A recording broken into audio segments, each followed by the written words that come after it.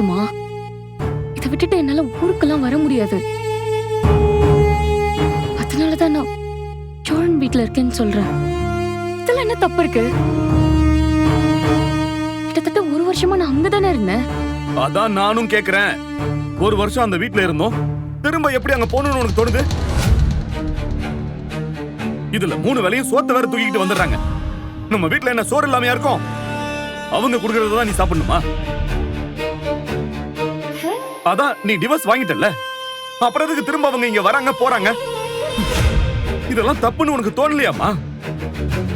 என்னப்பா நீங்க ஒரு மாதிரியா பேசுறீங்க?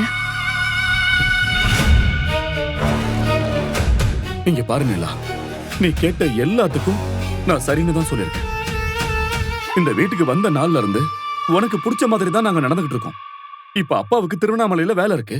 உன்னை இங்க தனியா விட்டுட்டு போறதும் இல்ல சோழன் வீட்டுல விட்டுட்டு போறதும் என்னால முடியாது. நாளைக்கு காலையில நம்ம திருவண்ணாமலைக்கு போறோம், நீ எங்க கூட வர, அவ்வளவுதான். நம்ம அங்க வேலையெல்லாம் முடிச்சுட்டு ஒரு வாரத்துல திரும்பி இங்க வந்துருவோம்.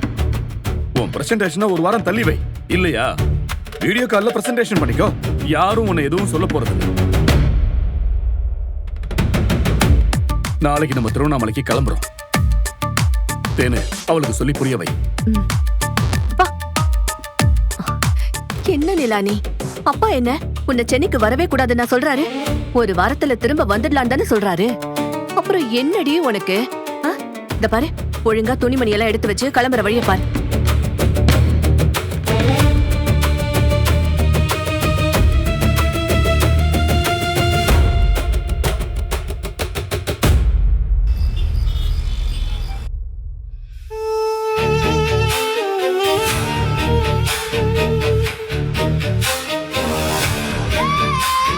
இப்ப அப்பாவுக்கு திருவண்ணாமலையில வேலை இருக்கு. உன்னை இங்க தனியா விட்டுட்டு போறதும் இல்ல சோழன் வீட்டுல விட்டுட்டு போறதும் என்னால முடியாது.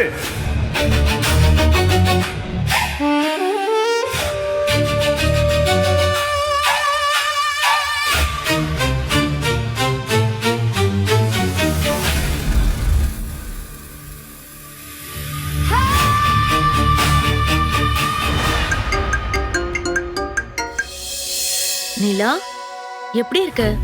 அம்மா அப்பாவோட சேர்ந்ததும் இந்த அண்ணிய மறந்துட்டல்ல? ஒரு கால் பண்ணியா நீ? சாரி அண்ணி, கொஞ்சம் வேலை, அதான் பேச முடியல. நீங்க எப்படி இருக்கீங்க? நான் நல்லா இருக்கேன். அண்ணி, நான் உங்ககிட்ட ஒண்ணு கேட்பேன், நீங்க எனக்கு உண்மையா சொல்லணும். எடுத்த உடனே இவ்வளவு சீரியஸா பேசுற? ஏதாவது பிரச்சனையா? பிரச்சனைலாம் இல்ல அண்ணி, எனக்கு ஒரு தகவல் தெரியணும். சொல்லு நிலா. அண்ணன் வேலை விஷயமா மும்பை போயிருக்காரா என்ன? மும்பையா? இல்லையே. இல்லையா? ஆமா நிலா, அவரையே மும்பைல போறாரு.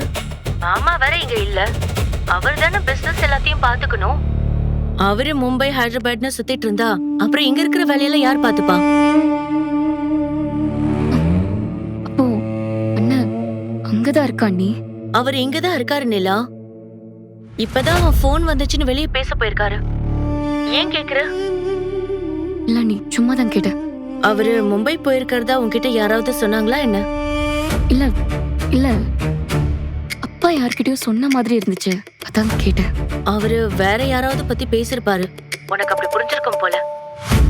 நாளைக்கு திருவண்ணாமலை போலான்னு அப்பா என்ன கூப்பிடுறாரு. அதை பத்தி ஏதாச்சும் உங்களுக்கு தெரியுமா? தெரியுமே.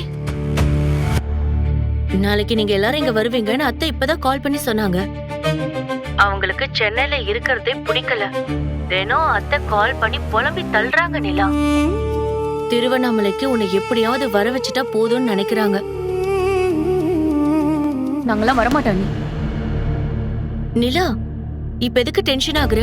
அப்படி என்ன நீ இஷ்டப்படி நான் சென்னையிலே இருக்கலாம், சென்னையிலே வேலை பார்க்கலாம்னு சொல்லி கூட்டிட்டு வந்துட்டு இப்ப திருவண்ணாமலைக்கு போலான்னு சொன்னா என்ன அர்த்தம்? அப்பா பேசுறது எதுவுமே எனக்கு பிடிக்கல நீ. ஆனா அவரு சொல்றதுலயும் நியாயம் இருக்குல்ல நிலா. சோழனை நீ டிவோர்ஸ் பண்ணிட்ட, இனிமே நீ சென்னையில இருக்க வேண்டிய அவசியமே இல்லையே. உனக்கு என்ன வேலை பார்க்கணும், அவ்வளவுதானே? அதுக்குதான் அவரு ஓகே சொல்லிட்டாரு, அப்புறம் என்ன? நீங்க வந்து உனக்கு பிடிச்ச மாதிரி வேலையை பாரு, யாரும் உன்னை எதுவும் சொல்ல மாட்டாங்க.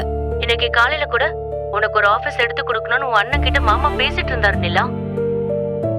உனக்காக அவங்க எவ்வளவு யோசிக்கிறாங்க நிலா. நீ பயப்படாம வா. உனக்கு பிடிச்ச மாதிரி இங்க இருக்கலாம், இங்கேயே வேலை பார்க்கலாம். ஒருவேளை வர சொல்ற மாதிரி சொல்லிட்டு கல்யாணம் பண்ணி வச்சிருவாங்களோன்னு பயப்படாத. அந்த மாதிரிலாம் நடக்காது.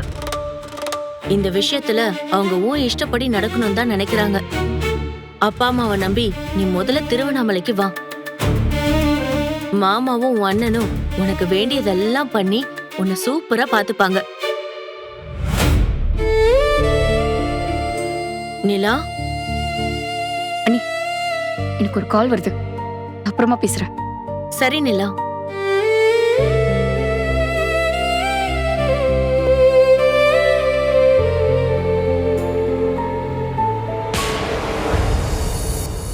என்ன அவசரப்பட வேண்டாம்னு சொல்லிட்டு நீங்க அவசரப்பட்டுட்டீங்களே. வேற என்ன பண்ண சொல்ற? அவளுக்காக நம்ம சென்னையில இங்க வந்து உட்கார்ந்துருக்கோம். அந்த நன்றி கொஞ்சமாவது இருக்கு அவளுக்கு. அவளுக்கு எங்கெங்க அதெல்லாம் இருக்கு? அந்த குடும்பத்து ஆளுங்களை பார்த்தா போதும், அப்படியே 32 பள்ளியும் காமிச்சு சிரிக்கிறான். ச்சே. நாம இந்த வீட்டுக்கு வந்து எவ்வளவு நாள் ஆகுது? என்கிட்ட ஒரு தடவை கூட அவ அந்த மாதிரி சிரிச்சு பேசினதே இல்லைங்க. ஆனா அவங்கள பார்த்தா மட்டும் எங்க இருந்துதான் சிரிப்பு வருமோ தெரியல. இதுல வேற சாப்பிடுறதுக்கு கன்றாவிய எதையோ தூக்கிட்டு வரானுங்க. இவளும் ஏதோ காணாதத கண்ட மாதிரி தேவாமிர்தத்தை பார்த்த மாதிரி அத வாங்கில சாப்பிடுறா. இந்த ஒரு வருஷத்துல அவளை நல்லாவே மாத்தி வச்சிருக்கானுங்க. இப்ப அவ நம்ம பொண்ணாவே இல்லங்க. ஐயோ, எப்படா அவளை இங்க இருந்து நம்ம திருவண்ணாமலைக்கு கூட்டிட்டு போவோன்னு இருக்கு. நான் கூட அவளை விட்டு பிடிக்கலாம் தான் பார்த்தேன் தேனே. ஆனா அதுக்கெல்லாம் அவ சரிப்படுற ஆளே இல்ல. எப்படி சோழன் வீட்டுல போய் தங்கிக்கவான்னு சொன்னா பாத்தியா? அப்படியே பலார்னு 2 வைக்கலாம் போல தோணுச்சு. இதுக்காக போராடி அந்த குடிசையில இருந்து வீட்டுக்கு கொண்டு வந்தோம். ஒரு பேச்சுக்காக தான் அவங்களை எப்ப வேணாலும் வீட்டுக்கு வாங்கன்னு சொன்னேன்.